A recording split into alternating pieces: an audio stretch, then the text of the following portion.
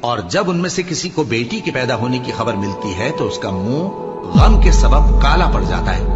اور وہ اندر ہی اندر گھٹنے لگتا ہے، اور اس خبر بد کے سبب جو وہ سنتا ہے لوگوں سے چھپتا پھرتا ہے، سوچتا ہے کہ آیا ذلت برداشت کر کے لڑکی کو زندہ رہنے دے یا زمین میں گاڑ دے۔ دیکھو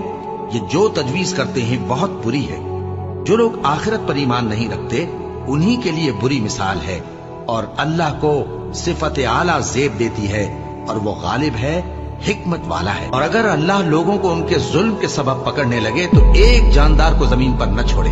لیکن ان کو ایک وقت مقرر تک مہلت دیے جاتا ہے، پھر جب وہ وقت آ جاتا ہے تو ایک گھڑی نہ پیچھے رہ سکتے ہیں نہ آگے بڑھ سکتے ہیں۔ اور یہ اللہ کے لیے ایسی چیزیں تجویز کرتے ہیں جن کو خود ناپسند کرتے ہیں،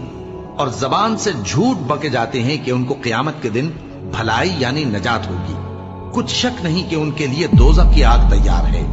اور یہ دوزخ میں سب سے آگے بھیجے جائیں گے۔ اللہ کی قسم، ہم نے تم سے پہلی امتوں کی طرف بھی پیغمبر بھیجے تو شیطان نے ان کے کرتوت ان کو آراستہ کر دکھائے، تو آج بھی وہی ان کا دوست ہے اور ان کے لیے عذاب علیم ہے۔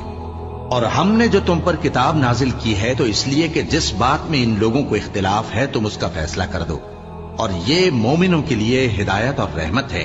اور اللہ ہی نے آسمان سے پانی برسایا، پھر اس سے زمین کو اس کے مرنے کے بعد زندہ کیا، بے شک اس میں سننے والوں کے لیے نشانی ہے۔